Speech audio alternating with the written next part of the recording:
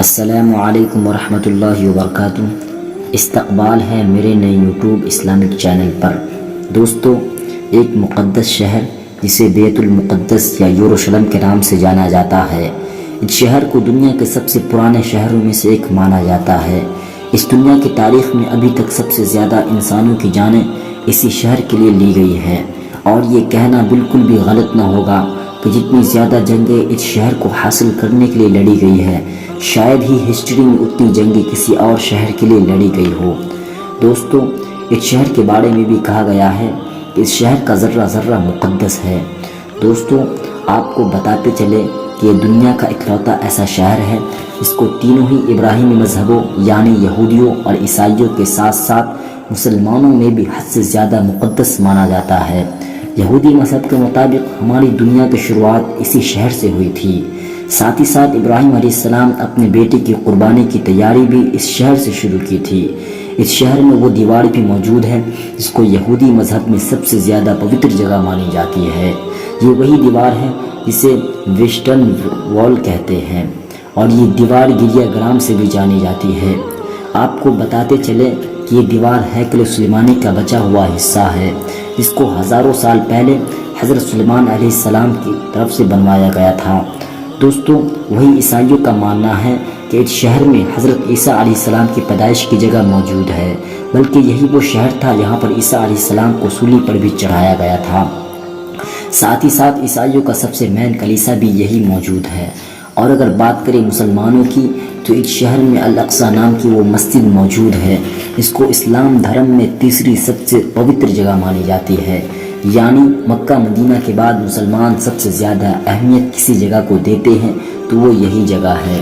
اس کے علاوہ مسلمانوں کے لیے یہ جگہ قبلہ اول بھی ہے، کیونکہ کعبہ سے پہلے مسلمان اسی شہر کی طرف منہ کر کے نماز پڑھتے تھے۔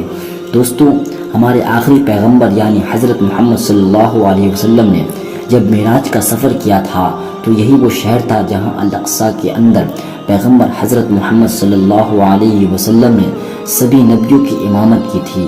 اس کے علاوہ حضرت سلیمان علیہ السلام اور حضرت داؤد علیہ السلام جیسے بہت سارے بڑے بڑے نبیوں کی قبریں بھی موجود ہیں، جو شہر کی اہمیت کو اور بھی زیادہ بڑھاتی ہے۔ دوستو، شاید یہی وجہ تھی کہ ہسٹری میں اس شہر کو حاصل کرنے کے لیے مسلمان اور عیسائیوں کے بیچ ایک کے بعد ایک جنگیں ہوتی رہی۔ مسلمانوں اور عیسائیوں کی یہ جنگ کئی صدیوں تک چلتی رہی تھی۔ دوستو، آپ جانتے ہیں آخر اس شہر کی شروعات کیسے ہوئی؟ آج سے تقریباً 7000 سال پہلے بھی اس شہر کے اندر انسانی آبادی ہوا کرتی تھی، جو اس شہر کو پرانے شہروں میں سے ایک شہر بناتی ہے۔ اس شہر کو سب سے پہلے حضرت داؤد علیہ السلام نے فتح کیا تھا۔ یہ وہی داؤد علیہ السلام ہے جسے یہودی اور عیسائی دھرم میں ڈیوڈ کے نام سے جانا جاتا ہے۔ داؤد علیہ السلام نے اس شہر کو فتح کرنے کے بعد اس کو اپنی سلطنت کی راجدھانی بنایا۔ حضرت داؤد علیہ السلام نے اس شہر پر تقریباً 33 سال تک حکومت کی تھی۔ اس کے بعد ان کی حکومت ان کے بیٹے حضرت سلیمان علیہ السلام کے پاس چلی گئی۔ یہ وہی حضرت سلیمان علیہ السلام ہیں جن کو سورمین کے نام سے جانا جاتا ہے۔ سلیمان نے ہی ہیکل سلیمانی جیسی مشہور عمارت کو بنوایا تھا، جس کے اندر تابوت سکینہ کو رکھا گیا تھا۔ دوستو، تابوت سکینہ حد سے زیادہ خاص ہوا کرتا تھا۔ اس صندوق کے اندر پرانے گزرے ہوئے نبیوں کے تبرکات رکھے ہوئے تھے۔ دوستو، حضرت سلیمان علیہ السلام کے چلے جانے کے بعد اس شہر میں بہت ساری اتار چڑھاؤ آتی رہی۔ اس کے بعد 558 BC میں یعنی حضرت عیسیٰ علیہ السلام سے بھی تقریباً 600 سال پہلے بابل کے بخت نصر نام کے ایک ظالم بادشاہ نے ان لوگوں کے اوپر حملہ کر دیا۔ یروشلم پر حملہ کرنے والے بخت نصر نے نہ صرف اس شہر کو پوری طرح برباد کر دیا بلکہ ہزاروں بنی اسرائیلوں کو موت کے گھاٹ اتار دیا، اور اس سے زیادہ یہودیوں کو غلام بنا کر وہ اپنے ساتھ بابل میں لے کر چلا گیا۔ شہر کی اس تباہی میں ہیکل سلیمانی نام کی وہ مشہور عمارت بھی پوری طرح برباد ہو گئی تھی، اور اس عمارت کے اندر موجود تابوت سکینہ نام کا وہ مقدس صندوق تو ایسے غائب ہو گیا کہ اس کا آج تک کسی کو بھی پتہ نہیں چل سکا۔ اس کے بعد دھیرے دھیرے وقت گزرتا گیا، اور پھر کچھ سالوں بعد 539 عیسوی میں سائرس دی گریٹ نام کے ایک ایرانی اور بہت ہی رحم دل بادشاہ نے اس بابل پر بھی حملہ کر دیا۔ سائرس دی گریٹ نے نہ صرف بابل کو فتح کیا بلکہ ساتھ ہی ساتھ ان سبھی غلام یہودیوں کو بھی آزاد کر کے ان کو اپنے وطن جانے کی اجازت دے دی۔ یہ لوگ نہ صرف وطن میں واپس ہوئے بلکہ انہوں نے سائرس دی گریٹ کی مدد سے اس نے مشہور عمارت کو پھر سے بنوا لیا جس کو ہیکل سلیمانی کے نام سے جانا جاتا تھا۔ وقت نے اپنے آپ کو ایک بار پھر سے بدل ڈالا اور 70ویں عیسوی میں اس دور کی دنیا کی سب سے طاقتور سلطنت یعنی رومن سلطنت نے یروشلم شہر پر حملہ کر دیا۔ رومن شہنشاہ یعنی ٹائٹل جب اس شہر میں داخل ہوا تو اس کی فوجوں نے اس پورے شہر میں آگ لگا دی، ساتھ ہی ساتھ ہیکل سلیمانی نام کی اس عمارت کو بھی پوری طرح سے پھر سے برباد کر دیا۔ جیسے جیسے وقت گزرتا گیا ویسے ویسے یہودیوں کا رومن امپائر کے اندر رہنا اور بھی زیادہ مشکل ہو گیا۔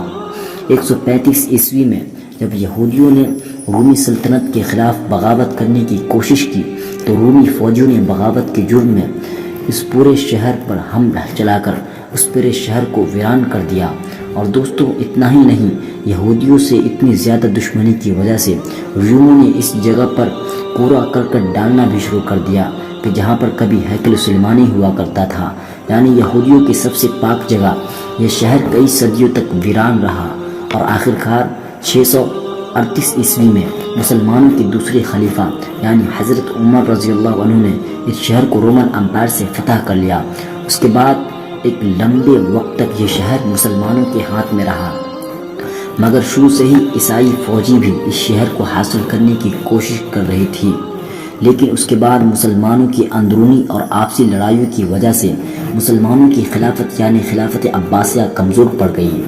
1099 عیسوی میں عیسائی فوج ایک مرتبہ پھر یروشلم کو حاصل کرنے میں کامیاب رہی، مگر شہر کو ابھی عیسائیوں کے کنٹرول میں جائے ہوئے چند سال ہی گزرے تھے کہ ایک نیا نام ابھر کر آیا اور یہ نام تھا صلاح الدین ایوبی کا۔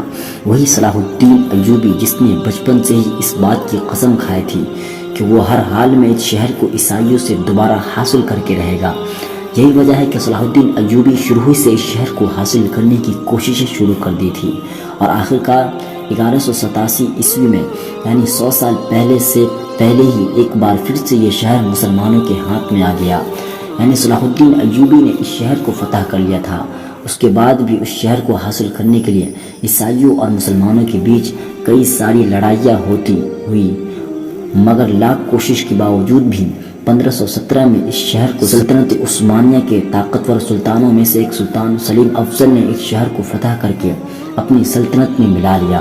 1517 سے لے کر 1917 تک یہ شہر سلطنت عثمانیہ کا حصہ رہا۔ اس دور میں سلطنت عثمانیہ نے اس شہر کو پوری طرح بدل دیا تھا۔ سلطنت عثمانیہ کے دور میں یہودی اس میں آ کر جگہ جگہ اپنی ریاستیں بنانے کی پلاننگ شروع کر دی۔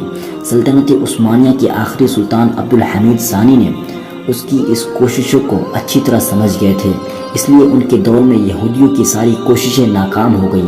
عبدالحمید ثانی کے بعد سلطنت عثمانیہ بہت کمزور پڑ گئی تھی اور 1917 میں برٹش امپائر نے سلطنت عثمانیہ پر قبضہ کر لیا۔ بہت سے وقت تک یہ امپائر کے قبضہ میں رہا۔ یہی وہ دور تھا جس میں جگہ جگہ سے یہودیوں کو بلا کر جمع کرنا شروع کر دیا۔ اس کے بعد سب سے پہلے 1947 میں یونائٹڈ آف نیشن نے وہ منظوری بھی دے دی جس میں یہ آدھا فلسطینیوں کو اور آدھا یہودیوں کو دیا جانے والا تھا۔